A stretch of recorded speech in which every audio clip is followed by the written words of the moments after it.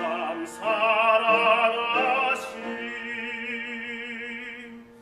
봄과 가을의 신비한 영화 서하늘과 해와 별들 그런 모든 것보다 더 놀라운 것 내 맘속에 사티도 있네. 오 놀라운 참 신비한 사실 주님 날 참 사랑하심 오 놀라운 일 참 귀한 섭리 주님 날 참 사랑하심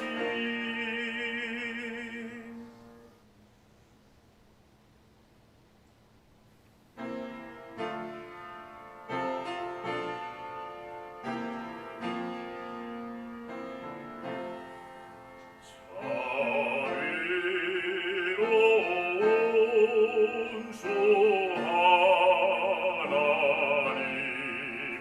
날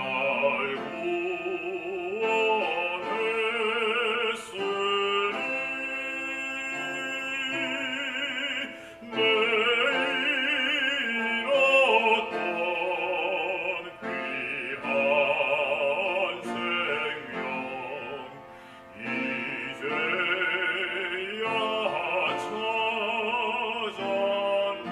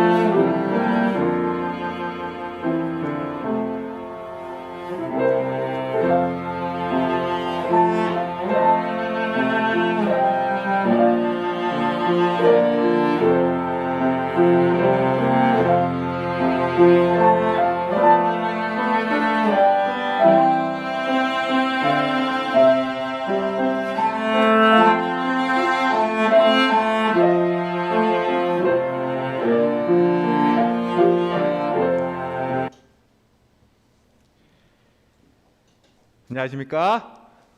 예, 우리 전도의 두 번째 날을 맞이했습니다.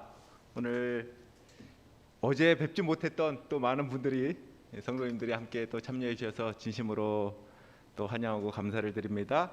우리 다 함께 묵상 기도로 우리 전도회를 시작하도록 하겠습니다.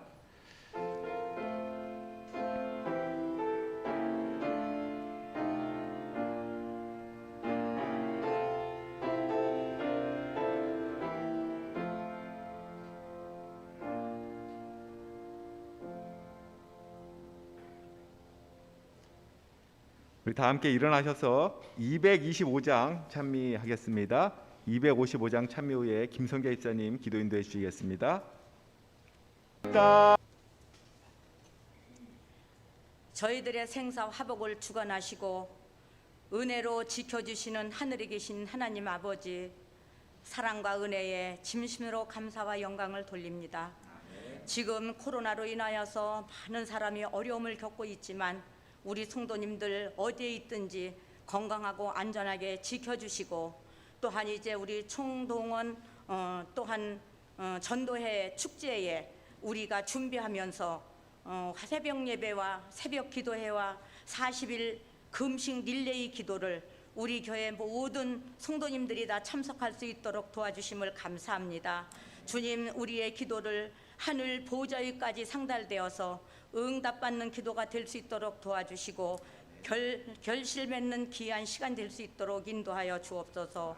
주님, 또한 이제 우리 귀하신 주님께서 쓰시는 귀하신 우리 목사님 보내주셔서 또한 이제 우리 하나님의 말씀을 듣겠사오니 우리 성령 함께하여 주셔서 은혜 복된 귀한 시간 될 수 있도록 도와주시고, 한 주 동안 이 말씀을 전할 때에 또한 이제 부족함이 없게 하시며 건강하고 또한 이제 건강한 몸과 마음으로 함께 전도회에 참석할 수 있도록 인도하여 주옵소서. 주님의 은혜가 우리 모든 성도님들에게 함께해 주셔서 축복의 귀한 시간 될 수 있도록 도와주시고, 주님의 귀한 말씀을 선포하는 목사님에게 함께해 주셔서 성령 충만함을 입혀주시고 우리 함께 또한 이제 은혜 받는 귀한 시간 될 수 있도록 우리 주님 함께 하시고 인도하여 주옵소서.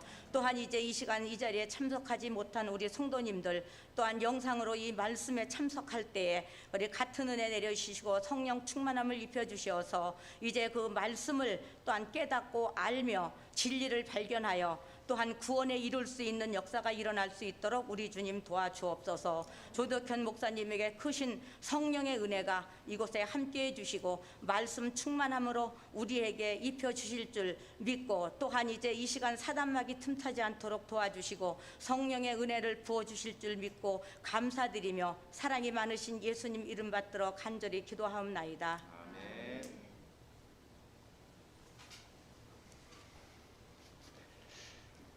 예, 어제는 뵙지 못했던 우리 성도님들, 그래 우리 이지연 집사님, 예, 양혜재 스님, 또 김성래 집사님, 임성 집사님 이렇게 감사합니다. 어제 들어보니까 우리 목사님께서 시간에 그냥 쫓기는 것 같아가지고요. 이 시간에 바로 우리 둘째 찬미는 생략하고 바로 말씀을 듣도록 하겠습니다. 많은 은혜 받으시기 바랍니다.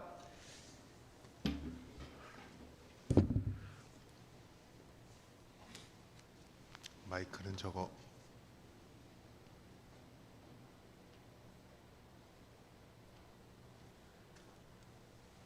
인사했어요?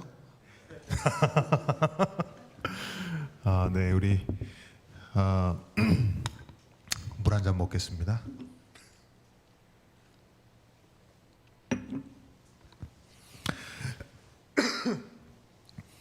개인적으로는 저희 교회도 지금 사실 연말 기도 주일이 지금 진행이 되고 있어서 사실은 교회는 어떻게 하고 있을까 상당히 좀 걱정도 되고, 뭐 제가 없어 봐야 좀 저희가 얼마나 소중한지를 좀 알게 될 거예요. 그래서 아무튼 뭐 또 누구에게 좀 부탁을 드렸습니다. 그래서 저희도 일주일 동안 집회를 하고 계신데 새벽마다 집회를 하고 계신가 봐요. 40일. 대단하십니다. 옛날 건축할 때 100일 기도도 해봤는데 누가 그러더라고, 100일 기도는 불교에서 하는 거라고. 자, 우리 어제 시간이 많이 그래도 나름대로 전할 말씀은 다 드렸던 것 같아요. 여러분 오늘도 저희 8시 반을 넘지 않도록 하겠습니다. 기본적인 개념은 이제 사실은 설교 제목을 정하고 총 주제를 정할 때는 감각적으로 어떤 내용을 이렇게 뭔가 저게 뭘까 이게 호기심을 불러일으킬 만한 내용을 정했어요. 이게 총 주제이기도 합니다만 이제 미운오리를 장로님이 오늘 그러시더라고요. 미운오리가 사실 나요 이렇게 말씀하시는데 저도 그렇게 화답을 했습니다. 미운오리가 사실 저예요 이렇게 화답을 했어요. 사실은 우리 모두가 슬퍼하지 말아야 될 이유 가지고 슬퍼하고, 또 오르지 말아도 될 나무에 왜 나는 오르지 못할까를 서글퍼하면서 우리가 행복감보다는 절망감에 빠져 있는 경우가 많다고 하는 것입니다. 오늘은 이제는 예화 중심의 내용이 아니고 성경을 좀 깊이 좀 들어가 보려고 해요. 그래서 오늘은 여러분들이 정신을 좀 바짝 차리셔서 오늘 몇 가지 연구하는 데 있어서 여러분들께서 따라오셨으면 좋겠다고 생각이 듭니다.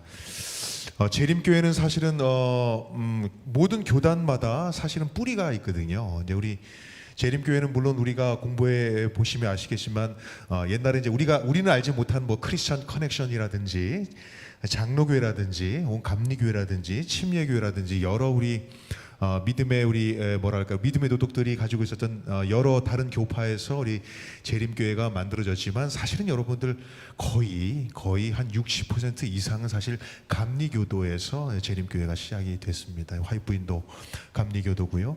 근데 감리교도들이 뭘 강조하냐면 성화를 강조해요. 여러분들께서 화인 여사가 쓴 책들을 보면 사실 감리교회의 냄새가 많이 나고, 그래서 늘 이야기하는 것처럼 하늘 갈 때 우리가 아무것도 가져갈 수 없는데 하나 가져갈 것이 있다면 뭐라고 얘기하죠? 품성. 그래서 품성을 상당히 강조합니다.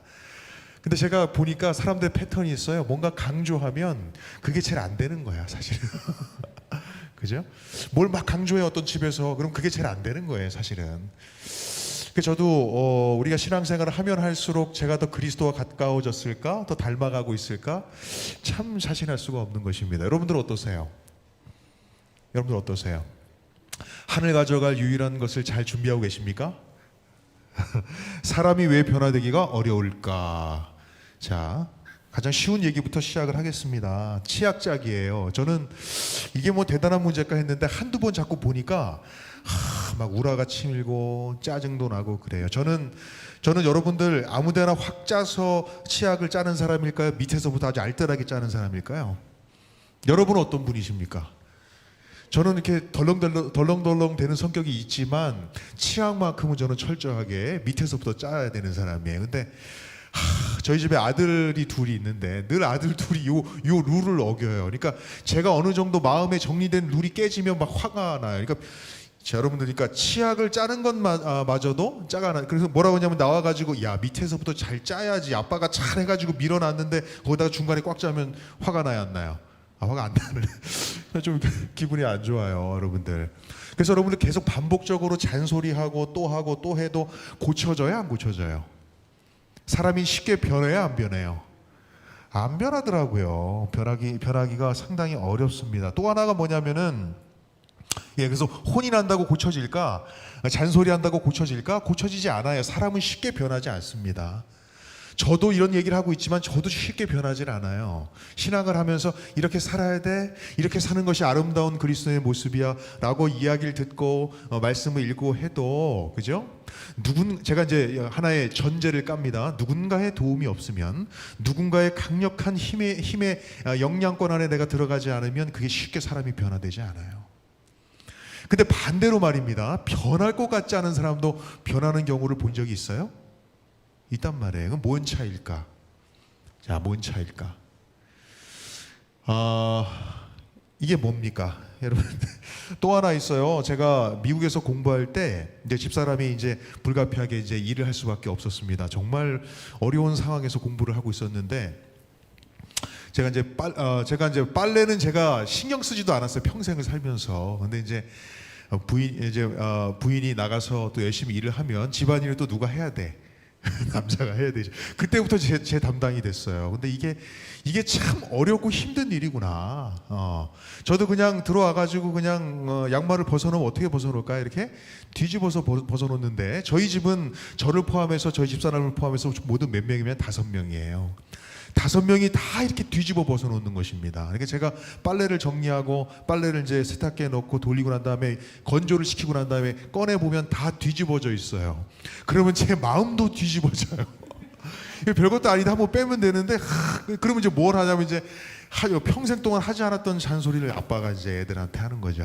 저도 되게 싫어요. 지금 하기 싫은데 지금까지 제 담당입니다. 어떻게 이제 목회도 나왔는데 그 담당을 안 바꿔주더라고. 그래서 제가 계속 이렇게 합니다. 그래서 방법은 딱 한 가지죠. 한 번은 거꾸로 신고 한 번은 또 제대로 신고.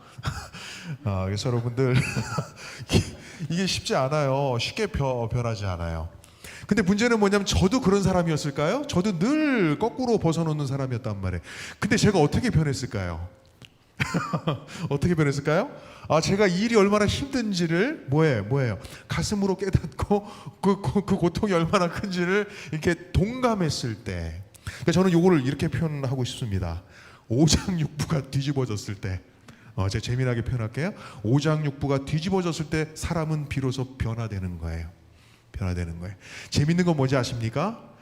재밌는 건 뭐냐면 우리 집사람이 잔소리하던 얘기를 제가 잔소리하기 시작했는데 문제는 뭐냐면 이제 제가 빨래를 계속 이제 담당을 했는데 이제 반대로 집사람이 이제 양말을 어떻게 제대로 벗어났을까요? 본인이 이렇게 잔소리 그렇게 십몇 년 동안 하더니만 본인도 이제 빨래를 안 하니까 본인도 거꾸로 벗어놓기 시작하는 거예요. 그죠?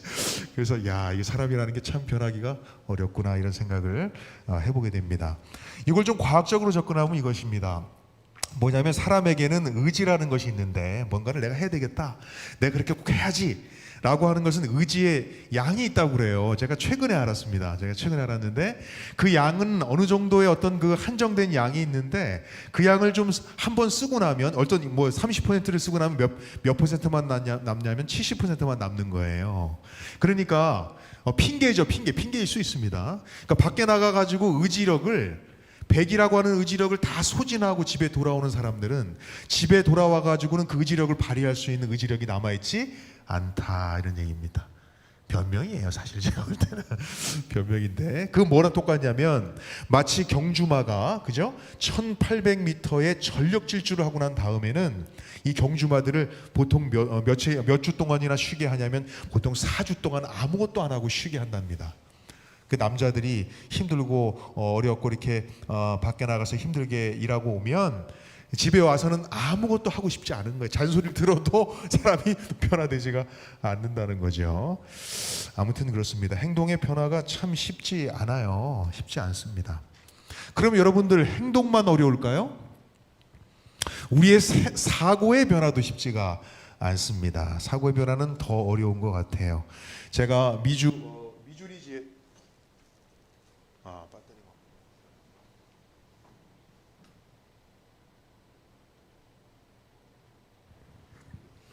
자, 이게 좀 낫네요, 더 목사님. 자, 윌 보엔이라고 하는 목사님이 계셨어요. 근데 이 목사님이 성도들을 보니까 성도들이 이렇게 행복해 보이지가 않는 거예요. 그 행복해 보이지 않는 이유가 뭘까? 곰곰이 생각하다가 2006년도입니다. 꽤 오래전이죠. 근데 이분이 무슨 생각을 하게 되냐면 성도들을 보니까 행복과 불행을 결정짓는 아주 중요한 하나의 습관이 있더래요. 그게 뭐냐면 complain, 뭐예요? 불평이에요. 불평. 불평을 많이 하는 사람들은 늘 불행하다고 자기가 생각한다는 거죠. 그러면 성도들로 하여금 불평을 안 할 수 있는 습관과 그죠? 그런 사고의 훈련이 좀 필요하겠다 이런 생각을 해서 이 윌 보엔 목사님이 뭐였냐면 성도들을 대상으로 21일 동안 그죠? 21일 동안 뭐 몇 가지 좀 이야기하면 인간이 겪는 모든 불행의 뿌리에 뭐가 있다는 거예요? 불평이 있더라. 우리가 다 알고 있는 내용이잖아요. 근데 문제는 뭐냐면 다 알고 있는 내용이 아멘하고 돌아가는 게 아니라 이걸 실제적으로 한번 고쳐보자는 거예요. 불평을 좀 안 해보자. 그렇게 결심을 했는데, 그래서 어떻게 하면 좋을까? 인간의 어떤 습관의 어떤 변화와 인지의 변화, 사고의 변화를 그래 나름대로 인간론을 연구하면서 어떻게 습관이 변화될 수 있을까를 적용한 것입니다. 그래서 여러분들이 알게 모르게 사람은 말입니다. 가장 긍정적인 사람도 15번 정도의 불평을 한다는 거죠. 오히려 부정적인 사람은 30회 정도의 불평을 한다는 거죠. 늘 우리가 불평하고 산단 말이에요. 그죠? 이 불평이 우리를 뭘로 만드는 거예요? 불행하다고 생각하게 만드는 것입니다. 그래서 목사님이 어떤 결심을 했냐면은 여기다가 이게 무슨 색인가요? 퍼플. 이게 뭐죠? 이게 보라색 띠를 이렇게 찬 다음에 이걸 늘 바라보면서 내가 불평하지 말아야지 그런 결심을 했다는 거예요. 그리고 며칠 동안 불평하지 않으면 21일 동안 불평하지 않으면 그게 습관이 되는 거예요. 내 삶 가운데. 그래서 제가 이제 미국에서 이걸 보고 실제적으로 한국에서도 이걸 실천하는 교회들이 있습니다. 그럼 뭐의 변화죠? 사고의 변화, 그죠? 그리고 우리 행동의 수정을 위해서 노력을 하는 거예요. 그래서 여러분들 상당 부분의 사람들이 성공을 합니다. 몇 번 실패하다가 성공을 해요. 근데 어떤 일이 있냐면은 이제 졸업식 날 이제 성공을 해가지고 다 이제 수료식에 우리 모든 교인들이 다 오겠죠. 제가 상상력을 발휘하는 거예요. 그래서 졸업식에 그동안 정말 불평 없이 21일을 보냈으니까 얼마나 행복했을까요? 그죠? 그러면서 목사님이 만약에 설교를 길게 하시는데, 그죠? 불평 프리, 그죠? 컴플레인 프리를 외치면서 거기 앉아 있었던 수많은 졸업생들이 이 목사님 설교가 왜 이렇게 길어? 하는 순간 불평을 하는 거예요, 그죠? 그러면 이제 수료를 못 하는 거지, 그죠? 제가 그냥 상상력을 발휘해서 말씀드린 것입니다. 그래, 맞습니다. 사람이 생각을 바꾼다는 거, 행동을 바꾼다는 것은 참 의미가 있어요. 하나의 교훈이 있습니다. 그렇구나. 사람은 끊임없이 훈련이 필요한 존재다. 그죠? 명품은 훈련을 통해서 만들어져요. 사람도 마찬가지고. 그렇구나. 우리는 연약하구나. 그래서 우리는 뭐가 필요하구나. 훈련이 필요하구나. 훈련과 동일하게 또 뭐가 필요하냐면 능력이 옷 입혀져야 하는구나. 저는 이 부분을 좀 강조하려고 하는 것입니다. 태도를 바꾸어 보려고 하는 것 중요합니다. 왜냐하면 그 태도를 바꾸는 것이 또 성공의 길로 우리 이끌기도 하는 거예요. 예. 그래서 삶을 변화시키기 위해서 우리가 몰두하는 것은, 그죠? 대부분의 성공하게, 그래서 여러분들 20세기의 대부분의 성공하게 목표는 뭐냐? 하나의 그 수단은 뭐냐면 행동의 수정이에요. 아침 일찍 일어나자. 아침형 인간이 되자. 그리고 아침에 일어나서는 뭐 하자? 그리스도인들은 뭐 하자? 뭐 기도도 하고, 그죠? 불교인들은 뭐 하고? 참선도 하고 마음을 다스리고, 그죠? 그래서 어떻게 하든지 삶의 어떤 행동을 수정함으로써 성공의 길로 나아가자, 그렇게 하는 것입니다. 그래요. 태도를 바꾸는 건 너무나 중요합니다. 모두가 바라는 것이지요. 사고의 수정도 마찬가지입니다. 그런데 우리는 번번이 뭐 할까요? 실패한단 말이에요. 1월 1일이 되면 그리스도인들이 늘 하는 것이 있습니다. 올 한 해에는 반드시 내가 뭘 하리라. 성경을 꼭 통독하리라. 예언의 시를 꼭 통독하리라. 이걸 철저하게 잘 지키시는 분 있으시면 손 한번 들어보세요. 있으셔도 손 안 드시죠? 있다고 생각이 듭니다. 농담한 건데 묻지도 않으시네. 자, 사랑하는 여러분, 누구에게나 영적인 문제로 한번 넘어가 볼까요? 누구에게나, 저도 마찬가지예요. 우리 아버지가 계시고 어머니가 계신데 누구에게나 존경받는 장로님이 됐으면 얼마나 좋을까요? 저는 소망하는 게 있어요. 아주 높은 목사님이 아니고 저 목사님 보면은 참 제대로 신앙생활 하는 것 같네라고 이렇게 고개를 끄덕일 수 있는. 제가 오늘 점심 때 몇 분들하고 식사를 나누는데 그 얘기를 하시더라고요. 어떤 장로님이 있었는데 그 장로님 돌아가셨는데 그 장로님만 생각하면 참 좋은, 정말 교회의 모든 집사님들과 남집사님이 따라서 배울 만한 정말 훌륭한 장로님이었다는 얘기를 하시면서 이렇게 소회를 나누시는 걸 제가 들었어요. 그래요. 저도 어릴 때 그런 장로님들이 계셨던 것 같아요. 그런 목사님들도 계셨던 것 같고. 근데 여러분들, 이게 꿈이 아니라 여러분도 그런 존재가 되길 바라십니까? 그죠? 여러분의 자녀에게, 그죠? 그런 거 있어요. 아버지가 많은 재산을 물려주지 못한다 할지라도, 그죠? 우리 아버지는 그래도 늘 아침에 일어나셔서 성경을 펴시고 가끔 우리 아버님이 설교를 맡으시면 우리는 벌벌 떨지만 그런 거 있어요? 저희 아버님이 장로님이셨는데 아버님이 설교하시는 그날은 저희 모든 가족이 긴장합니다.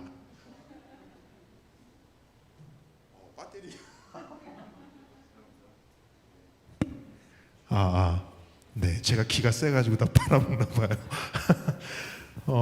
그래서 여러분 까먹어서 뭐 하다가 지금 무슨 얘기했죠?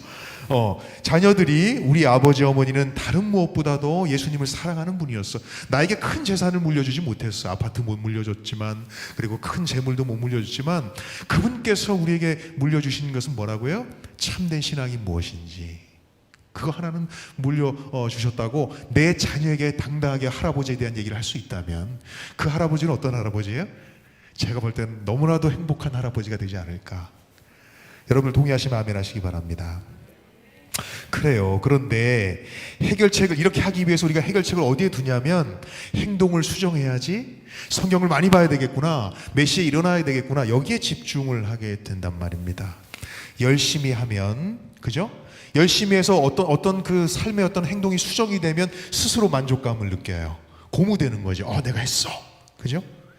근데 문제는 뭐냐면 늘 우리가 성실한 삶을 살아낼 수는 없어요. 그래서 우리의 기분과 우리의 판단과 우리의 신앙의 어떤 그런 자세가 우리가 조금이라도 그 어떤 표준에서 물러나기 시작하면 우리 스스로가 뭘 느끼냐면 죄책감을 느낀단 말이에요. 신앙이라는 게 이런 게 아닌데 말입니다. 그죠? 이렇게 자꾸 강조하고 이런 것이 반복되면 나의 신앙이 어디에 의존하게 되냐면 우리의 믿음의 주요 구주이신 그리스도에게 의존하는 게 아니라 우리의 행동에 의존하게 돼 있어요. 그래서 우리의 행동이 조금만 잘 되면 만족을 느끼고 거기에 내 스스로를 칭찬하지만, 조금만 그렇게 하지 못하는 삶을 살게 되면 스스로 자책감을 느끼고. 근데 문제는 여기까지 나가는 건 괜찮아요. 이 문제를, 그죠? 나만의 문제로 끝나는 게 아니라 내 옆에 있는 사람의 문제로 이끌어갑니다. 무슨 얘기냐면, 대부분 뭐냐면 이런 사람들을 율법주의라고 그래요. 리걸리즘이라고 그래요. 율법주의자들의 특징이 뭐냐면은 나는 열심히 뭔가를 해요. 고생하는 거죠, 혼자. 근데 누구는 말이죠, 고생도 안 하고 신앙생활을 하면 그 꼴을 못 보는 거죠. 그러니까 자꾸 뭐 하게 됩니까? 자꾸 손가락으로 넌 왜 그렇게 살면서, 나는 이렇게 죽도록 고생하는데, 나는 죽도록 내가 고춧가루 하나 안 먹고 이렇게 생활하는데 너는 왜 이렇게 생활하면서 신앙생활에, 그게 불편해지기 시작하는 거죠. 신앙은 철저하게 하나님과 나와의 관계인데 그게 너무나 버거우니까, 힘드니까, 거기에서 뭘 못 느끼니까, 주님께서 허락하시는 참된 기쁨을 느끼지 못하기 때문에 자꾸 다른 사람들은 뭐 하게 되는 거야, 이렇게. 그건 어쩔 수 없어요. 왜 그렇게 되는가? 그 사람이 나빠서가 아니라 그와 같은 프로세스를 경험하기 때문이에요. 그러니까 여러분들, 그 사람의 본질이 나쁜 게 아니고요, 잘못된 신앙적인 어떤 그런 프로세스를 가지고 있기 때문에 우리 모두가 그와 같은 결과를 가져올 수 있다는 것입니다. 화인 여사는 이렇게 얘기했어요. 많은 사람은 내가 어떻게 내 자신을 하나님께 바칠 것인가 하고 묻는다. 그대들은 그대 자신을 하나님께 바치기를 원하지만 도덕적 힘이 약해요. 우리가 할 수가 없단 말이죠. 유혹의 종이 되고 죄악적 생애의 습관의 지배를 받아요. 중요한 표현이 여러 개가 나왔습니다. 자, 그런데 여기 보니까 받고 있다. 그대들의 약속은, 그리고 결심은 뭐와 같다고요? 썩은 새끼와 같다. 저 화육분에게 따지고 싶어요. 난 그렇게 열심히 하는데 내 결심을, 내 의지를 이렇게까지 폄하할 수 있는 거야? 근데 사실 여러분들 한번 실패하고 나면 이 말이 얼마나 맞는 얘기인지 다시 한번 공감하게 됩니다. 도덕적인 능력이 우리 안에 없어요. 이게 성경의 원리예요. 제가 지어낸 얘기일까요? 화이트부인이 그냥 표현한 것을 제가 이렇게 끄집어서 이렇게 설명드릴까요? 아닙니다. 우리는 이렇게 철저하게 뭐예요? 불완전한 존재라는 사실입니다. 이걸 인정하는 데서부터 우리의 신앙의 발전이 시작되는 거예요.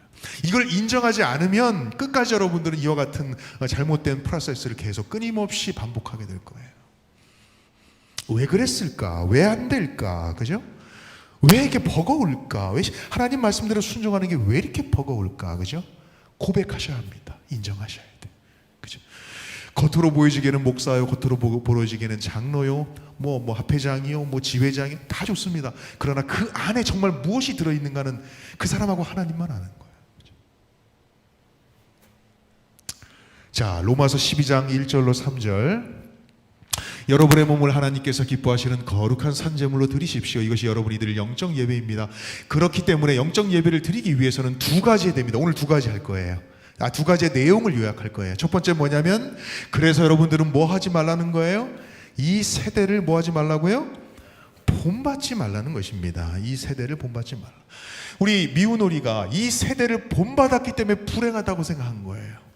이 세대의 가치관에 매몰되면, 그죠? 영적인 것으로 자기 어떤 가치를 발견하지 못하고 세상적인 가치관으로 이 세대를 판단하게 되면 불행이 몰려오는 거예요. 당연히 불행하죠. 왜 그렇습니까? 이 세상은 뭡니까? 적자 생존의 원리가 작동하고 있어요. 1등 외에는 다 불행해요. 근데 사랑하는 여러분, 심각한 건 뭐냐면 1등도 불행하다는 사실입니다. 그러니까 세상적인 원리, 이 세대의 가치는 어느 누구도 뭐 할 수 없다? 행복할 수 없다. 남을 짓밟고 올라간 그 1등이 무슨 의미가 있습니까? 내 옆에 사랑하는 사람이 없는데, 나와 함께 마음을 나눌 수 있는 이가 없는데, 내가 아무리 1등하면 무슨 의미가 있어? 여기 그래서 뭐라고 그랬습니까? 사도 바울이 오직 뭐 하라고요? 마음을 새롭게 함으로 변화를 받으라고 얘기했습니다. 나머지 읽지 않겠습니다. 그렇게 돼야만 하나님의 뜻을 깨닫게 되는 거예요. 그럼 도대체 마음을 어떻게 새롭게 변화를 받을 수 있을까? 이제 그 부분을 이제 공부를 통해서 좀 인간을 연구하겠습니다. 상당히 중요한 건데요. 하나님에 대한 연구 많이 해야 합니다. 아멘입니다. 그러나 그죠? 하나님을 경배하는 인간에 대해서도 연구해야 돼요. 우리가 어떤 프로세스를 가지고 하나님께 경배하는가, 우리가 어떤 방법으로 우리의 잘못된 행위를 옳은 행위로 결정하는가, 어떻게 우리가 우리의 가치관에 옳은 가치관으로 주님의 가치관을 받아들이는가, 그 모든 프로세스를 우리가 배제한 채 하나님은 무조건 복음이시니까 그 복음만 찬양한다고 우리가 그 복음이 내 것이 되리라고 하는 착각은 버려야 하는 것입니다. 어떻게 이것이 내 것이 될까? 라고 하는 것에 우리가 집중할 필요가 있어요. 사람을 알아야 합니다. 그래서 사람은 말이죠, 세상을 인식할 때 인식의 틀이 있어요. 그래서 어떤 정보를 받아들이면 그 정보에 의해서 가치관이 형성이 됩니다. 그 인간은 뭘로 이루어졌는가를 먼저 좀 보겠습니다. 다 같이 한번 읽어볼게요. 저 혼자 얘기하니까 힘드네요. 자, 평강의 하나님, 시작.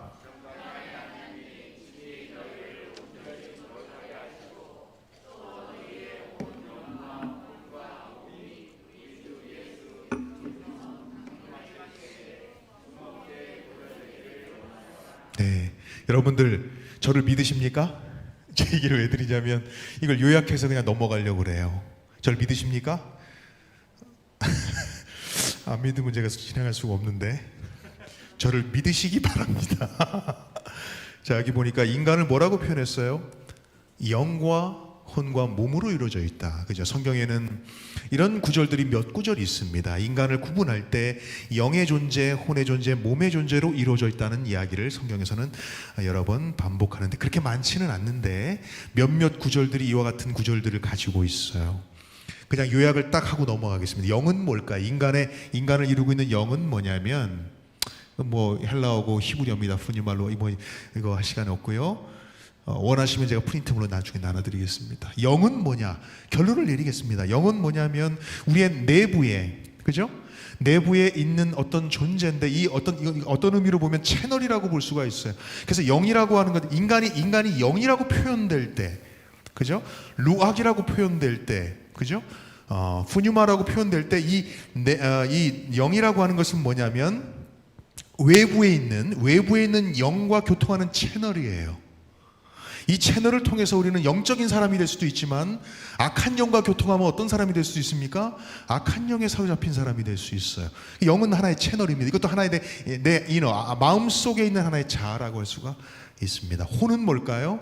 혼도 마찬가지예요. 성경에는 이것을 네페시라고 얘기했습니다. 이건 뭐냐면 내 안에 있는 또 하나의 자아인데, 똑같이 영과 혼은 내 안에 있는 자아인데 이건 좀 구분됩니다. 이건 뭐냐면 내 마음속에 있는 지성과 내 마음이 느끼는 어떤 감정과 지성과 감정에 의해서 뭔가 의지적인 판단을 하게 되는 의지로 이루어져 있는 바로 그 존재가 바로 혼이라고 하는 것입니다. 그래서 영은 말이죠, 뭐랑 채널을 갖고 있냐면 성령의 영향을 받든지 악한 영의 영향을 받든지 그렇게 합니다. 근데 혼은 말이죠. 혼은 어떤 의미에서 보면 혼은 우리 그 자체예요. 자체예요. 그건 뭐냐면 우리의 경험과 우리가 느끼는 오감과 그리고 우리가 느끼는 감정과 심지어는 여러분들이 어디에 살고 있는지에 대한 문화적인 뭡니까? 영향을 받는 것이 바로 이 혼이에요. 그래서 사랑하는 여러분, 우리가 똑같이 재림 성도이지만 미국에 있는 재림 성도와 그죠? 검단에 살고 있는 재림 성도와 심지어는 말이죠. 그죠? 한국 내에서도 그죠? 팔도에 사는 재림 성도들이 같을까요? 같을까요? 달라요. 성경을 대하는 태도도 다르고 받아들이는 입장도 다릅니다. 제가 다음 시간, 내일 그 시간에 그걸 설명을 드리려고 합니다. 몸은 뭐냐면 그냥 육체예요. 우리 육신이죠. 이 육신은 뭐에 영향을 받습니까? 우리가 피곤하거나, 그죠? 상황과 우리의 처해 있는 여러 가지 상황과 우리의 육체적인 소욕에 영향을 받아요. 그래서 이런 끊임없이 우리는 이와 같은 것과 교류하면서 커뮤니케이션하면서 우리의 신앙을 지켜나가는 것입니다. 자, 영혼 몸이라고 했는데 영에 대한 얘기를 먼저 하면 이 영과 혼을 구분할 수 있어야 됩니다. 영은 뭐냐면 보통 숨이에요. 숨 혹은 바람. 그러니까 사람 외에 이 영이 쓰일 때는 뭐도 영이냐면 성령도 영이에요. 성령도 영이에요. 스피릿. 그 스피릿이 우리의 영과 교통하는 거예요. 그리고 성경이 뭘로 된 거예요? 하나님의 영감으로 됐다. 그 영감이 인스피레이션 뭐예요? 영이 그 안에 들어갔다. 그죠? 성경 속에. 그걸 뭐라고 표현해요? 영감이라고 표현한단 말이에요. 그죠? 혼은 뭘까요? 사람 외에 혼이 쓰이게 되면 대부분 어떤 용도로 사용하게 되냐면 살아있는 존재 혹은 숨쉬는 존재를 의미합니다. 그래서 네페시라고 하는 용어는 사람에게도 쓰이지만 어디도 쓰이냐면 사실은 동물들에게도 쓰였어요. 그래서 기식하는 동물, 숨쉬는 동물, 뭐예요? 코로 숨을 들이마시고 숨을 내뱉는 모든 동물을 일컬어서 네페시라고 얘기했단 말이에요. 이와 같은 구분점들이 있습니다. 그런데 중요한 건 이건 중요하지 않아요. 이것이 사람에게 쓰일 때 어떤 의미가 있느냐는 것입니다. 이 영과 혼이라는 말 자체가.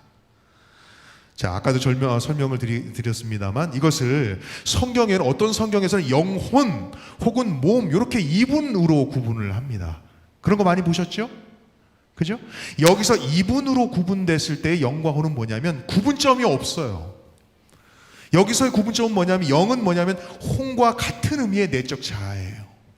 혼도 마찬가지입니다. 영과 같이 통용되는 내적 자아예요. 때로는 전인적 존재를 나타냅니다. 영어에는 soul이라고 해요. soul. 그래서 마리아가 내 영혼이 주를 찬송하나이다 라고 하는 말의 의미는 내 안에 있는 영적인 어떤 눈에 보이지 않는 존재가 아니고 내 전인적 존재가 누구를 찬양하나이다? 하나님을 찬양하나이다 라고 하는 표현으로 이해할 수가 있습니다. 그래서 이분법으로 영혼과 몸으로 구분될 때는 영과 혼이 다르게 구분되지 않아요. 구분되지 않습니다. 자, 여기 보겠습니다. 스가랴 12장 1절 이스라엘에 관한 여호와의 경고의 말씀이라. 여호와 곧 하늘을 펴시며 땅에 터를 세우시며 사람 안에 심령을 지으시니가. 이 심령이 뭐냐면 영으로 쓰였어요. 이것은 혼으로 구분될 수도 있고 심령, 내 안에 있는 어떤 영적인 존재를 구분하는 용어라고 할 수가 있습니다. 이건 뭐예요? 영을 특별하게 강조했다기보단 내적에 뭐가 있다는 거예요. 내 안에 자아가, 내적인 자아가 있다. 이것을 설명하고 있는 것입니다. 그러니까 이분법에는 큰 어떤 그 뚜렷한 구분점이 없어요. 뭐가 있다? 육과 영이 있다. 이 인간은 그런 존재다. 육적인 사람이 있고 영적인 사람이 있다. 그런 단순한 이분법적인 개념으로 쓰는데 어떤 곳에서는 루아그를 쓰기도 하고 어떤 데서는 네페시를 쓰기도 합니다. 그러니까 영과 혼을 혼돈해서 쓰고 있어요. 근데 영과 혼 모두가 다 뭐라고요? 내 안에 뭐가 있다? 내적인 자아가 존재한다. 이것은 영과 영혼으로 이분하는 개념입니다. 푸뉴마 볼까요? 푸뉴마 신약에 보면 형제들아 우리 주 예수 그리스도의 은혜가 너희 심령에 있을지어다. 이 심령은 그죠? 푸뉴마 그냥 영만을 의미하는 게 아니고 영혼을 의미하는 것입니다. 내 마음속에 있는 영적인 존재가 있다라고 하는 것을 이야기하고 있는 것이죠. 우리가 육으로 창조된 게 아니라 그죠? 육도 있지만 뭐도 있어요? 영적인 존재가 구분되지 않고 구별되지 않고 온 전인적 존재로 우리가 존재하고 있다. 그런 의미를 나타내고 있는 것입니다. 그래서 정리를 해보면 이것입니다. 영혼과 몸을 이분법으로 구분된 그 텍스트, 성경의 모든 텍스트에서는 단순하게 생각하시면 됩니다. 내부적 자아를 의미하는 거예요. 그래서 내부적 자아, 외부와 구별되는 내적 자아를 이야기하는 것뿐이에요. 더 이상 없어요. 그 이상의 어떤 설명도 우리에게 필요하지 않습니다. 그래서 이때는 보통 뭘로 번역을 하냐면 영혼과 몸으로 번역을 합니다. 저를 안 믿는 눈치예요. 자, 그 다음에 그래서 이것을 번역할 때 우리는 영혼으로 번역하지만 단어를 쓸 때는 영을 쓰든지 혼을 쓰든지 둘 중에 하나만 씁니다. 영혼으로 번역됐지만 예를 들면 루하고 네페시 이렇게 하지 않는단 말이에요. 무슨 얘기인지 아시겠죠? 우리 한국 번역으로 영혼이라고 번역하잖아요. 그럼 영혼으로 번역하면 뭐라고 우리가 원어가 돼 있을 것 같아요? 루하고 네페시 이렇게 될 것 같죠? 안 그래요. 하나만 쓴다는 것입니다. 그거 하나 가지고 영과 혼을 다 설명하고 있다는 거예요. 성경 전체가 하나의 단어만으로 표현되어 있다. 성경 어디에도 루하고 네페시, 푸뉴마 푸시케 이렇게 쓰지 않는다는 것입니다. 그래서 이렇게 이분법적으로 접근할 때에는 이건 뭘 의미하다? 내적인 자아를 의미하는 것이다. 그래서 우리가 육적인 사람이 되지 말고 영적인 사람이 돼야 한다라고 하는 표현을 쓸 때 이분법으로 써요. 이게 우리가 보편적으로 쓰는 표현일 수 있는 것입니다. 그래서 선과 악을 구분하는 이분법에서도 마찬가지고 육적인 사람과 영적인 사람을 구분할 때도 이렇게 구분을 합니다. 그런데 사랑하는 여러분, 우리가 이거 공부하려고 하는 게 아니잖아요. 성경에는 몇 분법이 있어요? 몇 분법이 있어요? 3분법이 있단 말이에요. 3분법이. 자, 욥기서를 보면 혼과 영을 구분했습니다. 생물들의 혼과 인생들의 영, 그죠? 달라요. 그죠? 생물들, 동물들의 혼과 그건 생명을 의미하는 것이고, 왜냐하면 숨쉬는 존재, 그 다음에 인생들의 영, 그 생명을 가능하게 하는 에너지, 힘, 그죠? 두 개를 구분하고 있단 말이죠. 여기 또 하나 보겠습니다. 그래서 3분할 때는 이런 의미를 갖고 있어요. 영은 뭐냐면 영의 통로, 아까 정리한 거예요. 혼은 뭐예요? 사람의 본질을 나타내요. 몸은 외부와 현상을 나타내는 것입니다. 한번 볼까요? 데살로니가전서 5장 23절입니다. 평강이 하나, 아까 읽었죠? 영과 혼과 몸이 우리 주 예수 그리스도, 세 개 존재가 분명히 구분됩니다. 아니, 사도 바울 선생님 언제는 영혼 몸으로 구분하시더니 왜 세 개로 굳이 구분하셨습니까? 의미가 있단 말이에요, 여러분들. 성경에는 그렇게 표현할 때에는 거기에 비밀이 숨어 있어요. 성경에서 어떤 표현을 쓸 때 그냥 쓰지 않아요. 그러니까 그 텍스트 안에서는 왜 영과 혼과 몸을 구분했을까? 제가 이제 설명을 드리겠습니다. 하나 더 보죠. 히브리서 4장 12절에 보니까 하나님 말씀 살았고 운동력이 있어요. 날선 어떤 것보다 예리해요. 혼과 영과 관절과 골수는 뭡니까? 한마디로 얘기하면 뭐예요? 우리의 몸이죠. 영혼 몸이에요. 영혼 몸으로 구분되고 있어요. 그죠? 분명히 영과 혼을 구분하고 있습니다. 이 성경절 자체들이요. 그래서 여러분들, 이 영과 혼이 특별히 구별되어서 구분되어서 쓰여진 텍스트를 유심히 살펴보시면 독특한 특징을 발견하실 수 있습니다. 그 첫 번째는 뭐냐면 뭘까요? 그게 혼과 영이 확실하게 구분된다는 사실을 강조하는 성경절입니다. 이 성경절들이. 그러니까 영혼과 몸은 구분되지 않으니까 그냥 썼는데, 영과 혼을 세 개를, 영혼 몸을 다 같이 언급하는 것은 그런 의도가 있는 거예요. 그 저자가 무슨 의도예요? 벌써 10분이네. 자, 영과 혼이 뭐 돼 있다? 구분돼 있고, 그리고 영의 역할이 무엇인지 혼의 역할이 무엇인지를 유심히 살피라고 하는 텍스트입니다. 다르다는 얘기예요. 또 두 번째는 뭐냐면, 그래서 보편적으로 혼보다는 뭘 강조할 때 영혼을 구분할까요? 영의 역할을 부각하거나 영의 역할을 강조할 때 이 세 개를 구분하여서 성경의 저자들이 텍스트를 남겨놓았다고 하는 것입니다. 그래서 영을 통해서 우리는 외부의 영과 교통하는 어떤 장면을 그 텍스트가 보여주고 있어요. 네 번째는 뭐냐면, 그러므로 인간은 말이죠, 연약한 존재예요. 변화될 수 없어요. 어느 누구도 우리를 변화시킬 수 없을 만큼 우리 연약한 존재입니다. 우리는 마치 뭡니까? 끊어져 버리는 썩은 뭐처럼 새끼같이 우리의 의지력은 너무나 약하단 말이에요. 변화하려고 노력해도 안 된단 말이에요. 그래서 뭐가 필요할 때 더 높은 원리에서 영을 통하여 우리가 더 나은 어떤 변화, 그죠? 어떤 강력한 힘이 우리 가운데 임하게 되는 개념으로서의 텍스트가 그 성경 가운데 나타나 있습니다. 그 영은 당연히 누구실까요? 에너지가 아니고 누구실까요? 성령이십니다. 그래서 성경적 인간관에서는, 그죠? 인간이 의지력이 있어요. 의지력이 어느 정도 총량이 있는데 쓸 수 있어요. 근데 그것은 한계가 있어요. 그러니까 하나님을 믿지 않고서 하는 인간들 참 대단합니다. 어떤 사람은 대단한 것인데, 하나님의 관점에서, 성경적 관점에서 인간론으로 바라보면, 제가 아까 뭐가 돼야 사람이 변할 수 있다 그랬어요? 오장육부가 오장육부가 어떻게 돼야 변한다 그랬어요? 뒤집어져야 돼요. 제가 이걸 성령을 그렇게 좀 우스갯소리로 여러분들이 좀 재밌게 들으시라고 이야기한 거예요. 성령께서 우리의 오장육부를 뒤집어 놔야 사람이 변하는 것입니다. 변하지 않아요, 절대 사람은. 자, 그래서 다시 한번 정리합니다. 영과 혼의 역할. 영은 혼과 구분되는 내적 자아예요. 영적인 통로일 뿐이고, 혼은 뭐예요? 영과 구별되는 내적 자아지만 뭐예요? 내 마음속에 지식과 정서와 의지로 이루어져 있는 내적인 자아란 말입니다. 사랑하는 여러분, 이게 지극히 뭐예요? 지극히 불완전하다는 사실입니다. 오늘 목사님이 갖고 계신 지식과 제가 가지고 있는 지식이 완전할까요? 여러분이 갖고 계신 하나님에 대한 지식이, 여러분이 삶을 판단하고 같이 판단을 내리는 여러분의 지혜가 완전할까요? 욥이 말입니다. 하나님 말씀대로 순종하며 살았어요. 근데 문제는 욥이 고난을 경험해요. 근데 고난을 경험하고 난 다음에 고난의 이유를 알지 못한 채 42장까지 친구들하고 치고받고 싸웁니다. 말로 치고받고, 주먹질 안 하지만 말로 치고받고 싸워요. 근데 중요한 건 뭐냐면 42장이 끝날 때까지 그 이유를 알지 못하고 끝난단 말이에요. 42장까지. 그죠? 읽어보세요. 욥이 그 모든 내가 왜 고난받았는지에 대한 이유를 다 알고 끝나든가요? 근데 여러분들 뭘 알게 되냐면, 그래요. 덮어두고 어쨌든 하나님은 나에게 선하시니. 그렇죠? 그 이유를 다 이해하지 못해요. 근데 뭔 한 가지는 알아요? 그분이 나를 사랑하시니 나를 좋은 길로 인도했겠지. 그분께서 나를 너무나 지극히 사랑하시니 그분께서 인도하신 길은 나는 지금은 받아들일 수 없지만 결국은 그 길은 옳은 길이겠지 하고 고개를 끄덕거리면서, 하나님은 뭐라고 말씀하세요? 입 다물라 말씀하세요. 그죠? 그리고 뭘 받아들이는 거예요? 그 상황과 형편과, 그죠?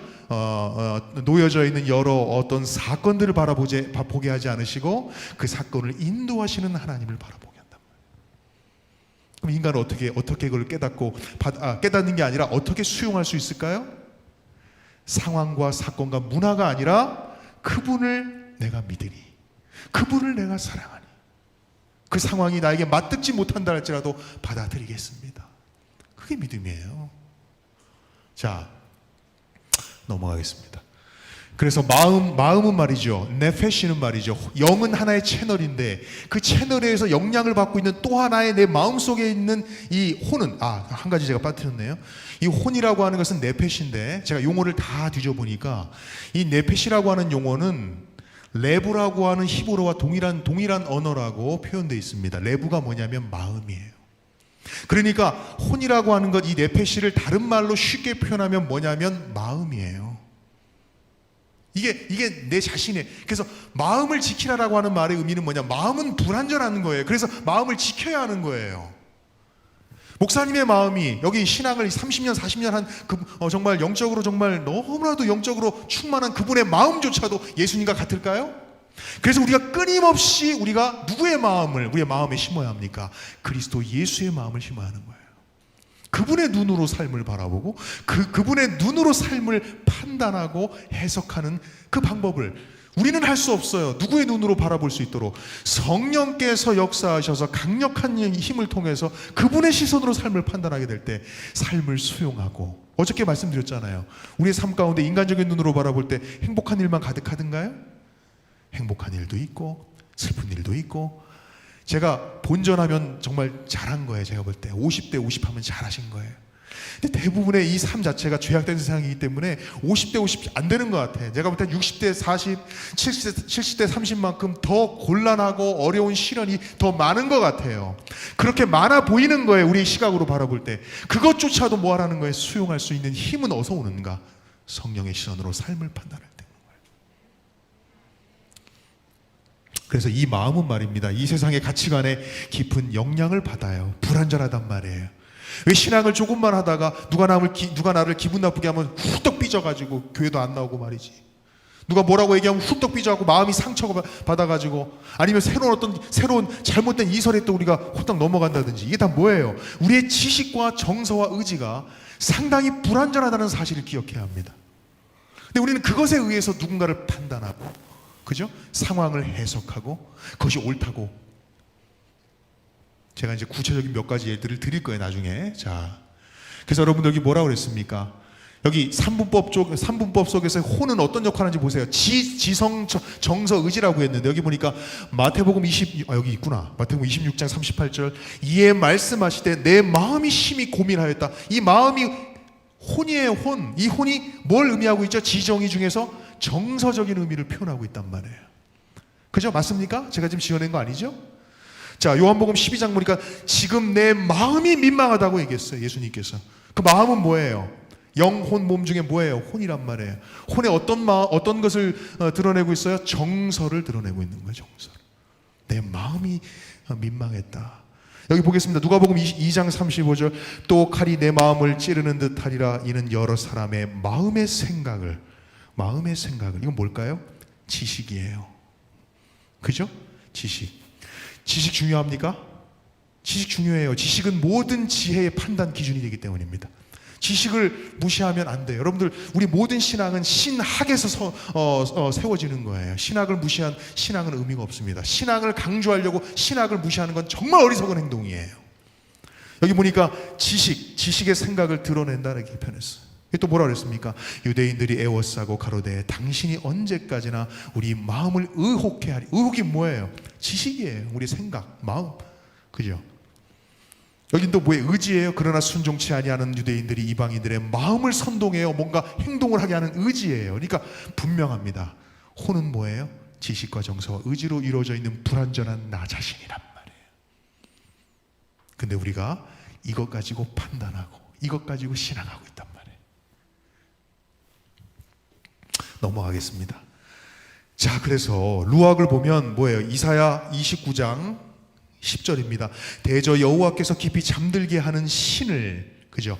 잠들게 하는 신을, 다른 말로 표현하면 뭐예요? 거룩한 영이에요. 누굽니까? 성령이에요. 성령을 너희에게 부어주사. 이 말이 무슨 이야기냐면, 성령께서 우리에게 부어주시는구나, 그런 의미가 아니고, 오늘 이야기를 얘기하면 그 성령과 우리 마음 속에 있는, 그죠? 우리의 내적인 또 하나의 자아인 영과 교통하는 것을 의미하는 것입니다.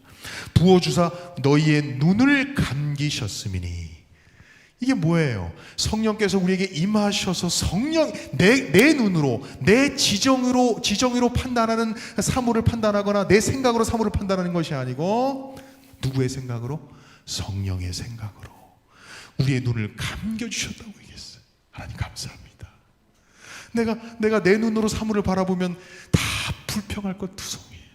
하나님, 왜 나만 이렇게? 근데 사랑하는 여러분, 성령께서 내 마음에 역사하시면, 그죠? 그 마음의 불완전한 마음이 성령의 영으로 가득 차게 되면 하나님의 시선으로 사물을 판단할 수 있게 된다는 것입니다. 눈은 뭐라고 얘기했어요? 눈은 선지자요 너희의 머리가 뭐예요? 지식이잖아요. 우리의 지식이, 불완전한 지식이 완전한 지식으로, 왜냐하면 누구의 지식이니까? 성령의 지식이니까. 이것이 바로 성령이 우리의 영에 부어지는 것을 이사야 29장 10절은 말하고 있는 것입니다. 제가 지금 지어낸 게 아니죠, 그죠? 여기 보세요. 로마서 8장 16절. 성령입니다. 푸뉴마입니다. 성령이 친히 우리 푸뉴마, 재밌는 표현이에요. 푸뉴마에게 임하는 것입니다. 푸뉴마는 뭐예요? 거룩한 성령을 의미하고, 우리의 푸뉴마는 뭐예요? 우리의 영이죠. 우리의 내적인 또 하나의 자아인 영에게, 영과 더불어서 우리가 하나님의 자녀인 것을 증거하시나니. 그죠? 이야, 어려운 공부를 끝냈습니다. 여러분들 이해하셨으면 이제 제가 끝낼게요. 이 부분은 이제 적용하고 마치도록 하겠습니다. 여러분들 몸은 우리가 어려운 거 아니잖아요. 그죠? 육적인 외적인 납니다. 근데 참 재미있는 건 재림교회는 말이죠, 영혼만 가지고 우리가 주제를 다루지 않고 우리는 뭐도 중요하다고 생각해요? 우리의 몸도 중요하다. 우리가 뭘 먹어야 할지 심지어 우리가 몇 시에 자야 할지, 그죠? 그죠? 화이트 부인이 아주 자세하게 우리의 라이프 스타일을 기가 막히게도 자세하게 세팅을 해놓으셨단 말이에요. 그 원리는 무엇입니까? 우리의 몸이 하나님의 성전이라고 하는 개념, 신학적인 개념을 가지고 있기 때문입니다. 왜 중요할까요, 여러분들? 창세기 6장 3절에 보면 여호와께서 가라사대 나의 신이 영원히 사람과 함께 이런 말도 안 되는 하나님의 영이 거하지 않는 사람들이 나타나기 시작했어요, 이 세상에. 창세기 6장에 보면. 그래서 그들이 뭐가 됐다고 표현했어요? 성경에 보니까 육체가 됐다, 프레쉬가 됐다. 영어로 하면 그냥 한마디로 몸덩어리가 됐다는 거예요. 그냥 하여튼 몸덩어리가 됐다는 얘기입니다. 더 심한 표현 안 쓰겠습니다. 이 얘기가 무슨 의미가, 영적인 의미로 얘기하면 무슨 얘기냐면은 육신의 육체가 됐다는 얘기는 뭐냐면 우리가 어떤 것을 판단할 때 어떤 사람들은 도덕에 의해서 삶을 판단하죠. 이렇게 하지 말아야 되겠다. 이건 해야 되겠다. 하지 말아야 되겠다를 뭐에 의해서 결정합니까? 본인이 갖고 있는 도덕적 체계를 통해서 판단합니다. 근데 육체가 된 건 뭐냐면은 자기의 본능에 의해서 행동하게 되는 거예요. 내가 뭔가를 판단할 때 본능에 의해서 판단하는 것을 의미하는 것입니다. 그러니까 마지막 당시 노아 당시의 사람들이 어떤 삶을 살았다는 거예요? 도덕에 의해서 지배받는 삶. 아주 그럼 뭐냐? 도덕에 지배받는다면 뭐냐? 본인이 갖고 있는 지식, 본인이 갖고 있는 정서, 그렇게 하면 안 되잖아라고 하는 정서. 또 그 두 가지가 복합적으로 드러나는 의지의 판단에 의해서 산 게 아니고 그거 다 내팽개치고 뭐에 의해서? 자기가 하고 싶으면 하는 거예요. 자기가 사랑하면 사랑하는 거야. 남의 여자든 말든 상관없이 그렇게 살았단 얘기예요. 남의 물건이든 말든 내가 갖고 싶으면 뺏었단 얘기예요. 그게 바로 노아 당시에 있었던 사람들의 모습이야. 그래서 성경은 뭐라고 표현하면 그들을 육체가 됨이라고 얘기했어요. 이 말의 의미가 무슨 얘기인지 아시겠습니까? 마지막 시대도 마찬가지예요. 저는 말이죠, 666도 마찬가지예요. 666을 우리가 단순하게 일요일 예배다, 토요일 안식일 예배다 이렇게 적용할 수는 있겠습니다만 조금 영적인 개념으로 접근을 하면 그 얘기는 뭐냐면 육체가 누구의 지배를 받아야 되는데 우리의 내부의 마음의 지배를 받아야, 우리의 혼의 지배를 받아야, 우리의 지식과 정서의 의지의 지배를 받아야 되는데 그 지배를 벗어버린 거예요. 근데 더 중요한 건 뭐냐면 영의 지배로부터 벗어난 거예요. 영의 지배도 받지 않고 혼의 지배도 받지 않으니 자기가 하고 싶은 대로 하는 거예요. 자기의 욕망이 이끌린 대로 하는 거예요. 하나님 율법을 주셔도 그 율법의 원칙을 삶 가운데 구현해내기보다는 내가 하고 싶으면 하는 것이고 안 하고 싶으면 안 하는 거예요. 그게 짐승의 표예요. 그러니까 이를 선택하는 거죠. 아니겠어요? 이게 영적인 의미란 말이에요. 그래서 육체가 마음과 정신을 지배하여 성령이 영향력이 없는 그 삶 자체의 사람들을 666 혹은 뭐라 그러는 거예요? 육체가 된 사람들이다, 이렇게 영적으로 표현할 수가 있겠습니다. 그래서 가장 바람직한 상황은 어떤 상황이냐면 영을 통하여 누가 지배돼야 될까요? 우리의 지식, 정서, 의지가, 불완전한 정서, 지식, 의지가 통제가 돼야 합니다. 근데 대부분의 그리스도인들과 대부분의 사람들은 여기까지는 가는데 혼이 누구의 지배를 받지 못할 때 나타나는 현상들, 영의 지배를 받지 못할 때 나타나는 부작용들을 우리는 경험하고 있단 말이에요. 혼을 통하여 몸이 통제가 돼야 한다. 이게 성령이 내주하는 사람들을, 그죠? 누가 함께하는 거예요? 성령께서 함께하시는 사람들의 모습인 것입니다. 근데 대부분이 아니고 반대의 개념도 있어요. 가장 바람직한 못한 상황은 몸의 영향을 통해 혼이 변질이 되고 혼과 영의 싸움에서 영의 기능이 마비가 될 때 성경에서는 딱 뭐라고 표현합니까? 성령이 떠나갔다. 그리고 또 뭐라고 표현해요? 재미있는 표현이 있습니다. 제가 쓰고 싶은 표현이에요. 마음이 어떻게 됐다? 강팍해졌다. 여러분들 이게 그냥 단순한 표현이 아닙니다. 마음이 뭐예요? 우리의 혼이란 말이에요. 우리의 혼이 강팍해지도록 내버려 둔 것입니다. 이 말은 누가 역사하지 못하도록? 성령께서 역사하지 못하도록 내버려 둔 것입니다. 도덕적인 사람은 될지언정 자기의 가치 판단에 의해서 삶을 판단하는 마음이 강팍한 바로와 같은 사람이 됐다, 그런 의미인 것입니다. 이 말의 의미가. 정리하면 이것입니다. 그래서 여러분들 믿음이란 무엇인가? 이 부분만 하고 마칠게요. 이제 4분 남았는데 이거만 하고 마치겠습니다. 믿음이란 뭘까요, 여러분들? 믿음이란 뭘까요? 이렇게 많이 했네 제가. 자, 믿음은 말이죠, 자신의 상식과 경험을 내려놓는 작업입니다. 혼과 몸의 연약함을 인식하고 영을 경험하고자 하는, 그죠? 그게 바로 믿음이에요. 하나님, 나는 못합니다. 나는 할 수 없습니다. 당신의 영을 통해 세상을 보기를 원합니다. 그게 믿음이란 말이에요. 하나님의 명령이 반드시 나의 상식과 경험 내에 존재해야 될까요? 여러분에게 질문을 던집니다. 하나님의 명령이 여러분이 생각하는 상식, 지정의죠? 여러분의 지식입니다. 여러분의 마음이 이런 분들 계시죠? 기분이 좋으면 내가 주님을 섬기고, 기분이 나쁘면 내가 주님을 안 섬기고, 그죠? 뭐에 의해서 가치 판단을 하는 거예요? 내 정서, 내 의지에 의해서. 정말 그런 걸까요, 믿음이? 믿음의 노독들의 삶을 유심히 보면 그것과 전혀 반대되는 삶을 살았다는 사실을 우리가 깨닫게 됩니다. 그래서 여러분들, 하나님의 명령이 나의 상식과 경험 내에 존재한다는 것은 그건 대단한 착각이다. 대단한 착각이다. 사랑 여러분, 상식 내에 믿음의 판단과 결정이 있다면 누구나 믿음의 사람이 될 수 있을 거예요. 자기가 수긍하는 것 따라가는 것이 믿음이라면, 자기가 마음으로 기뻐하는 것이 그게 믿음이라면 누구나 할 수 있는 게 믿음이에요, 여러분들. 근데 성경에 나타나는 것은 뭐냐면 나의 상식을 벗어나는 거예요. 나의 감정을 하는 거에 때로는 벗어날 수 있는 것조차도 하나님의 명령이라고 한다면 순종하는 것이 믿음이란 말이에요. 믿음의 사람들은 자신에게 주어진 하나님의 명령이 자신의 상식을 벗어나거나 경험 외의 것에서 주어지는 경우가 많았어요. 물론 그렇게 훈련이 되다 보면 내가 누구의 마음이 되면, 그리스도의 마음이 되면 그리스도의 명령을 이제 나도 즐겁게 되게 변화시켜 주시겠죠. 그러면 너무 행복한 일인데, 그 과정 가운데서 때로는 내 상식과 벗어나는 명령을 주실 때도 있어요, 없어요? 그래도 순종하셔야 합니다.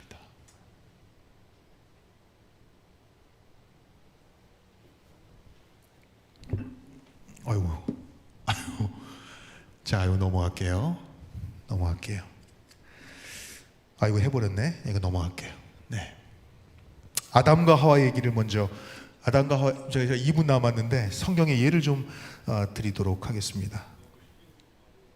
아, 그래요? 장로님 감사합니다. 사랑합니다. 그럼 한 5분만 더 주시면 제가 좀 여유롭게 해도 될까요? 내가 별로 몇 명 안 나왔는데. 그럼 요걸 좀 설명을 드릴게요. 의지를 옳게 사용하는, 의지가 뭐예요? 자, 이제 여러분들 제가 여러분에게 설명을 드리면 여러분들은 이제 어떻게 이해하면, 의지가 뭐의 하나예요? 우리의 마음의 하나란 말이에요. 혼이란 말이에요. 그죠? 의지를 발현하여서 우리의 혼을 활용하여서 옳게 사용함으로써 그대들의 생애는 전적으로 변화가 생기게 될 것이다. 화이브이 뭐라고 했어요? 그대들의 의지를 그리스도께 바침으로써 그대들은 정사와 권세를 초월한 능력으로 더불어 연결되는 것이다. 이렇게 얘기했어요. 아멘. 하나님, 나는 할 수 없습니다. 나의 의지는 연약합니다. 나의 정서는 늘 불안정합니다. 기분 좋을 때는 하나님 찬양, 기분 나쁠 때는 하나님 어디 계셔? 교회 안 나올 거야 한단 말이에요. 우리의 지식은 뭐합니까? 상당히 제한적이에요. 여러분이 경험한 70년, 80년, 저는 한 50년, 이 경험이 얼마나 일천한지요. 이걸 가지고 우리가 하나님의 광대하신 계획을 다 이해할 수 있을까요? 그래도 감사한 것은 믿음은 그거 다 이해하지 않고도 따라라고 말씀하시기 때문에, 성령이 임하면 그것은 성령의 능력으로 이해시켜 주시기 때문에 따라갈 수 있는 거예요. 얼마나 감사합니까? 여기 뭐라 그랬어요? 초월한 능력으로 더불어 연결되는 것이다. 그렇습니다. 그래서 예수님께서 뭐라고 말씀하셨어요? 여러분들, 조그만 것이 커지는 비유를 두 가지 말씀하셨습니다. 하나는 뭐냐면 겨자씨의 비유를 말씀하셨어요. 하나는 무슨 비유예요? 누룩의 비유를 말씀하셨어요. 겨자씨의 비유는 뭘 의미하고 있냐면, 하나의 복음이 시작되어서 어떻게 외부적으로 확장될 것인가, 복음의 확장성을 설명하고 있는 비유라고 한다면, 누룩의 비유는 우리 마음속의 변화를 설명하고 있는 비유입니다. 근데 재미있는 건 뭐냐면, 이 밀가루 속에 누룩은 우리 마음속에 누룩이 있지 않아요. 누룩은 반드시 밖에서 들어와서 밀가루에 들어가야만 밀가루를 부풀게 만든다는 사실입니다. 우리는 스스로 변화될 수 없다는 것을 예수님께서 말씀하고 있단 말이에요. 그래서 하나님의 성령께서 우리의 영과 교통함으로 말미암아 우리의 불완전한 지식과 정서가 의지가 완전히 굴복될 때 하나님의 사람으로 일어날 수 있는 것입니다. 이 성경의 말이란 말이에요. 성경에. 그래서 노력은 반드시 외부에서 들어가 내부를 변화시키는 것입니다. 우리 스스로는 변화될 수 없는 기가 막힌 원리를 설명하고 있습니다. 그래서 제가 내리고 싶은 결론은 뭐냐면, 의지가 있어요. 우리가 의지의 총량이 있는데, 근데 그거는 분명히 한계가 올 거예요. 그래서 뭐가 변해야 된다고요? 뭐가 뒤집어져야 된다고요? 오장육부가 뒤집어지기 위해선 누가 오셔야 돼요? 성령께서 오셔야 돼요. 아담과 하와 이야기를 하겠습니다. 아담과 하와 이야기를 하겠습니다. 아담은 말입니다, 아담과 하와에게 하나님이 뭘 먹지 말라고 말씀하셨죠? 선악과를 먹지 말라고 명하셨어요. 참 희한한 것은 죄인의 속성은 말입니다, 뭘 하지 말라고 하면 더 하고 싶은 게 여러분들, 제가 좀 상상을 해요. 내가 하와였으면 어땠을까? 내가 아담이었으면 어땠을까? 하나님이 먹지 말라고 하셨으니까 먹지 말아야 되겠다, 그렇게 순종할 수도 있었겠습니다만, 마음 한편에는 삐딱선을 이렇게 타는 거지. 먹지 말라고 하니까 무슨 의미가 있는 건 아닐까? 먹지 말라고 하니까 하나님만 저기 몰래 꽃감 숨겨놓고 그걸 까드시려고 하는 것은 아닐까? 더 맛있는 건 아닐까? 라고 하는 생각이 들지 않았을까요? 먹지 말라고 하신 하나님의 말씀에 자신의 상식과 경험으론 이해하지 못하는 하나의 영역이 생긴 것입니다. 이게 먹지 말라고 하니까 더 맛있는 원리가 마음속에 막 생겨나기 시작했어요. 여기서 중요한 한 가지를 우리는 터득하게 됩니다. 믿음의 원리예요. 그건 뭐냐면, 하나님의 말씀은 이해의 영역이 아니라 순종의 영역이라고 하는 것입니다. 여기에 사단이 개입하죠. 그죠? 잘못된 정보, 지정으로 따진 뭐예요? 잘못된 지식을 전달하는 것입니다. 이것 먹으면 어떻게 된다고 그랬어요? 이것 먹으면 하나님처럼 될 거야. 이것 먹으면 지혜롭게 될 거야. 이건 뭐예요? 우리의 혼에 잘못된 정보가 입력된 것입니다. 그러면 사람은 어떻게 판단해요? 잘못된 정보에 의해서 사물을 판단하게 돼 있어요. 그 결과가 오늘 저와 여러분들이 본향에서 떠나서 이렇게 고생하고 있는 거 아닙니까? 그죠? 그죠? 그 잘못된 정보와 왜곡된 지식이 의심을 낳게 되고, 결국은 그것은 이기심으로, 그리고 자기 자신을 사랑하는 그런 마음으로 어떻게 됐어요? 이게 점점 싹이 나고 자랐단 말이죠. 그와 같은 잘못된 지식은 어떤 작용을 했냐면, 우리 마음속에 있는 정서를 흔들어 버렸어. 하나님이 나를 진정 사랑하는 것인가? 하나님만 좋은 것 먹으면 되겠는가라고 하는, 뭡니까? 잘 보세요. 이게 하나의 죄가 이루어지는 과정입니다. 잘못된 지식이, 정보가 들어와서 우리 지식이 혼돈이 되면 우리의 정서가 흔들려요. 그래서 누군가 미워하게 되고, 그렇죠? 그럼 어떻게 될까요? 잘못된 지식이 잘못된 정서를 만들어내고, 잘못된 정서는 잘못된 의지적 발현, 행동을 하게 되는 것입니다. 가서 뭐 하는 거예요? 그렇죠? 죄가 그렇게 이루어지는 거예요. 그런 프로세스로 이루어지는 거예요. 첫 번째 관문, 두 번째 관문에서 스탑, 아니야, 이해되지 않아도 하나님은 사랑이죠. 그렇게 할 수 있어야 돼요. 그건 내 스스로 할 수 있는 일이 아니라고 하는 것이죠. 그래서 사랑하는 여러분, 왜 범죄했는가? 왜곡된 지식이 감정을 불편하게 만들었고 의지적 행동으로 범죄하고 만 것입니다. 다 마음이 우리의 혼이, 그죠? 사단의 논거에 굴복당하고 만 것입니다. 가인 얘기해 볼까요? 가인은 누가 뭐라 해도 인류 최초의 아담과 하와의 첫 아들이었습니다. 그는 순종보다, 자라나면서 말이죠, 그는 순종보다 독립적인 사고를 하는 자녀예요. 오늘날 태어났으면 상당히 촉망받는 사람이 됐겠지만, 그죠? 그러나 그의 성정은 자신의 의지를 부모에게 굴복하지 않는 삶을 살아왔어. 이게 습관이 되고 자신의 본성이 돼서 무슨 일을 하든지 자신의 원하는 것, 자신의 본능에 따라 행동하게 됐어요. 내가 옳으면 옳은 거야 라고 그가 판단하게 됐단 말이죠. 자신의 욕망과 지식이 시키는 삶을, 혼이 시키는 삶을 살았어요. 그게 멋있는 줄 알았어요. 순종의 정신과 습관이 결여되어 있었습니다. 무조건적으로 순종하기보단 나는 반드시 이해해야만 순종할 거야. 우리랑 똑같아요. 아주 고집불통이야. 그냥 이해해야만 순종할 거야. 내가 말이지 납득해야만 내가 그렇게 할 거야. 사랑하는 여러분, 어떻게 인생사가 다 납득할 만한 일이 일어나면 교회 일을 하면서도 마찬가지죠. 때로는 내가 좀 양보도 좀 하고, 그죠? 그럼 나중에 넉넉하다는 소리도 들어요, 여러분들. 그렇지 않습니까? 근데 여러분들, 가인은 말이죠, 늘 납득해야만 순종하는 삶을 살았단 말입니다. 판단하는 습관에 길들여졌고 늘 유불리를 따져요. 뭐가 옳은지 뭐가 그른지, 뭐가 나에게 유리한지 아닌지를 따지는 삶을, 늘 손해를 계산하는 방식에 익숙해져 버리고 말았어요. 그는 자신의 이기심에 잣대의 상황을 비교하면서 이해하고자 했고, 그죠? 그는 지식적 판단으로 이해되지 않으면 순종하지 않았어요. 자기 방법과 생각으로 삶을 살았단 말입니다. 부모들은 둘째 아들 아벨을 낳게 되자 은연히 그런 감정과 행동을 비교했어요. 아벨은 다르구나, 가인은 이렇구나. 시간이 갔기 때문에 우리 집안 얘기하는 것 같아요. 가인에게 왜곡된 이기심과 질투심으로 정서적 불편함을 가진 채 살았고 결국 행동으로 인류 최초의 죄를 짓고 말았습니다. 원리는 어디 있어요? 우리 마음 안에 있는 거예요. 노아는 120년 동안 자신의 상식과 경험을 내려놓는 기간을 보냈습니다. 생각해 보세요. 비가 온다는 것을 생전 한 번도 본 적이 없어요. 비가 온대. 근데 비가 뭔지도 모르는데 비가 온대. 비가 뭐지? 비에 대한 하나님의 명령을 붙잡고 사랑하는 여러분, 저는 1년도 아니고요, 저는 못 참을 것 같아요. 1년도 아니고 한 달도 아니고, 그죠? 몇 년이라고요? 120년간 자신의 지식과 반하는 순종을 했다는 얘기입니다. 그냥 단순하게 순종했다가 아니고 오늘 주제와 연결시키면 자신의 상식으로는 도저히 이해할 수 없는 120년을 보냈어요. 근데 문제는 뭐냐면, 처음에 노아 할아버지가 워낙 인기가 많고 뭐 존경을 받는 그런 분이셨으니까 많은 사람이 그를 도왔겠지. 마을 사람이 도왔겠단 말이에요.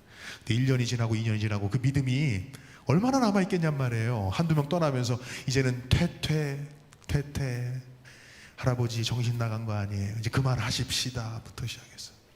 잘못된 지식으로 자기의 상식에 반하는 순종을 해야 되는 그 상황 속에서 같이 함께 해주면 고마울 만한 친구들이 떠나갔어요. 노아에게도 무슨 변화가 있었을까요? 마음의 정서가 흔들리기 시작한 것입니다.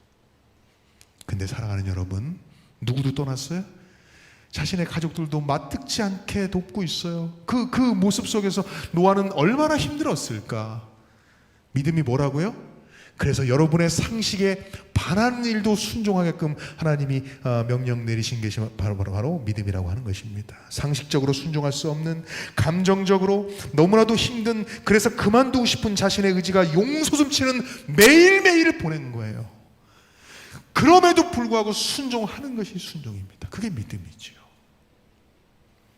믿음을 여러분들 준비 다 해놓은 거, 믿기 편하게, 마음도 편안하게 믿을 만큼 준비되어 있는 거, 지식적으로 다 그래 아유 그건 아닌데, 그건 안 따르고 싶은데 그래 이렇게 준비된 것들만 믿으라고 하나님 우리를 따라오라고 명령하신 게 아니란 말이에요.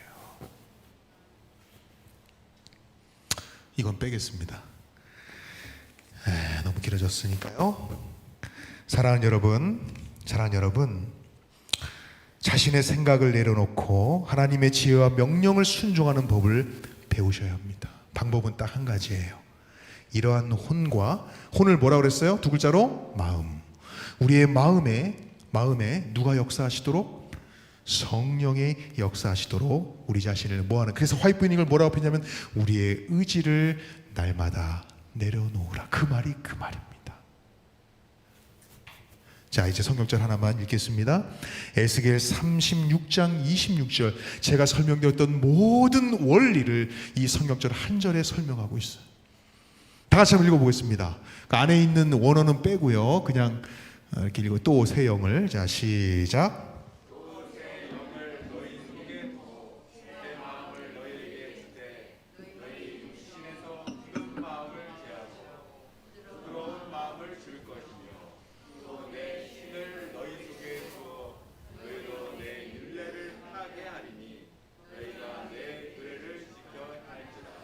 아멘입니까?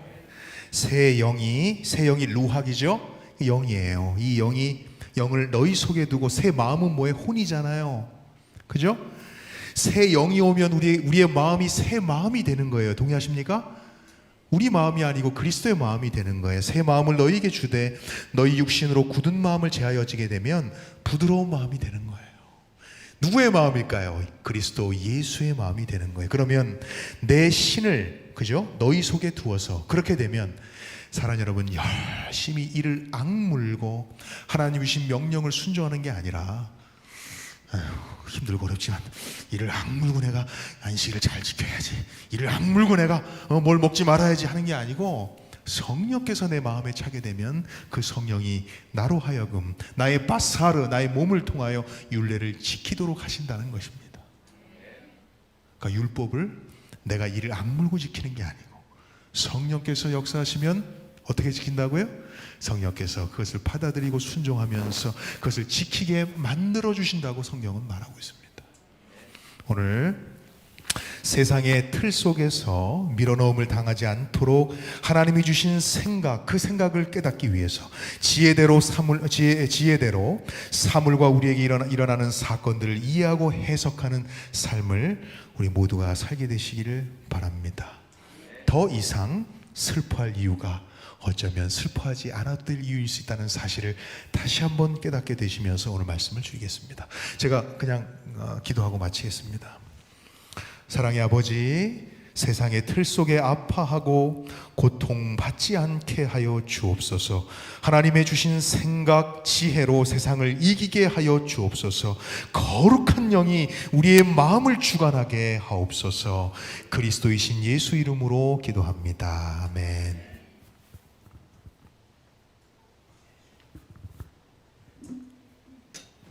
예, 감사합니다. 귀한 말씀 주셔서 진심으로 감사드리고요. 예, 내일 말씀이 더 기대가 되죠. 우리 내일 저녁에 뵙겠습니다. 우리 안녕히 돌아가시기 바랍니다. 감사합니다.